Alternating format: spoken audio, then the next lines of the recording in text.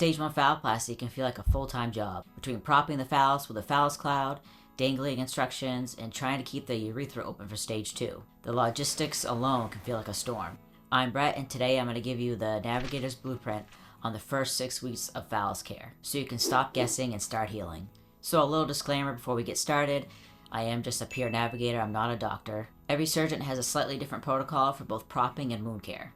Use this video to understand the logistics, but make sure to always follow your specific surgeon's instructions. Alright, let's dive in. So, propping 101.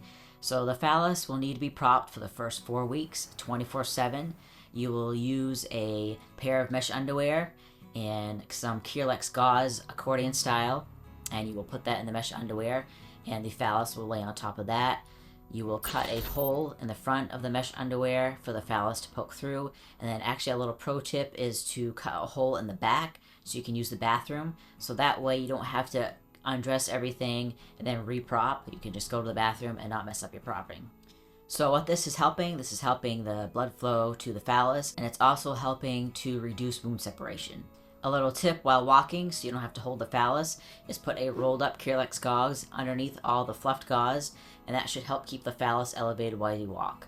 Make sure every time you change positions, so if you go from sitting, standing, lie down, that you check the phallus and you re-prop. If you're wondering exactly what gauze or gear to buy for the setup, I put together a stage 1 through 3 supply checklist. It's a free inventory of everything that I used. Grab it at the link below before you head to the store. Alright, next is phallus wound care. So always follow your surgeon's instructions. What my surgeon had me do is put Silversorb on it twice a day on the incision. And what I actually found helpful was a stand mirror, so I could actually stand and actually see my incisions, which was nice. Around week 4, when your surgeon clears you to not prop for 24/7, you'll likely get some dangle instructions. So pretty much what this is going to have you do is gradually increase the time that you dangle each day. And sometimes people go through this faster than others. A couple of things to look for is if you see any color changes to the phallus, if you see any swelling. So if you see any of those, it means the phallus is not ready for that time period, and so you'll want to re-prop and lay down for 20 minutes. And if that doesn't help, you want to contact your team immediately. So this dangle phase is exactly where people panic. So that's why I built the Deep Water, the Phalloplasty recovery system.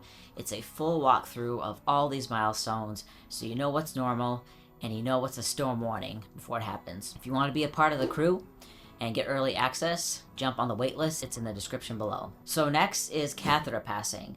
So this is usually done between 4 and 5 weeks. For the UL, it's not connected to your bladder yet, so what the surgeon wants you to do is run a catheter through it. So you want to put some lube on, and you run it through the top of the phallus all the way down to the exit.